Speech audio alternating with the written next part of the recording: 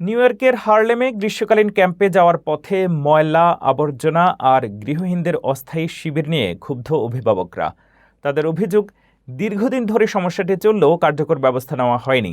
গণমাধ্যমে বিষয়টি উঠে আসার পর আগামী ২৮শে জুলাই পরিচ্ছন্নতা অভিযান ও গৃহহীনদের জন্য আউটরিচ কার্যক্রমের ঘোষণা দিয়েছে কর্তৃপক্ষ। তবে অভিভাবকদের দাবি সাময়িক নয়, সমস্যার স্থায়ী সমাধান চান তারা। নিউ ইয়র্কের হার্লেমে গ্রীষ্মকালীন ক্যাম্পে যাওয়ার পথে শিশুদের প্রতিদিনই পেরোতে হচ্ছে আবর্জনা, অবৈধভাবে ফেলে রাখা ময়লা আর গড়ে ওঠা গৃহহীনদের অস্থায়ী শিবির। এতে ক্ষুব্ধ অভিভাবক ও স্থানীয় বাসিন্দারা। তাদের অভিযোগ, দীর্ঘদিন ধরে সমস্যাটি চললেও কার্যকর ব্যবস্থা নেওয়া হয়নি। তবে গণমাধ্যমে বিষয়টি উঠে আসার পর পরিস্থিতির কিছুটা পরিবর্তন হয়েছে।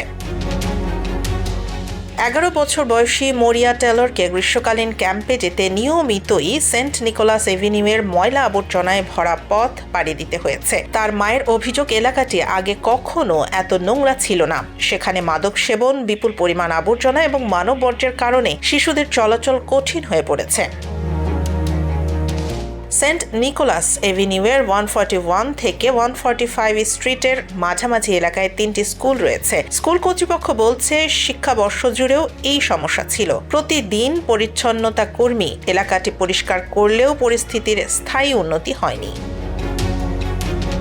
নিউ ইয়র্ক পুলিশ ও স্যানিটেশন বিভাগ জানিয়েছে, এলাকাটি যদি গৃহহীন মানুষের আশ্রয়স্থল হিসেবে ব্যবহৃত হয় তাহলে অবৈধভাবে ময়লা ফেলার বিরুদ্ধে ব্যবস্থা নেওয়ার আগে গৃহহীন সেবা বিভাগকে উদ্যোগ নিতে হয়। এদিকে আগামী 28 জুলাই এলাকাটিতে পরিচ্ছন্নতা অভিযান চালানোর ঘোষণা দিয়েছে কর্তৃপক্ষ। পাশাপাশি গৃহহীনদের জন্য আউটরিচ কার্যক্রমও চালানো হবে।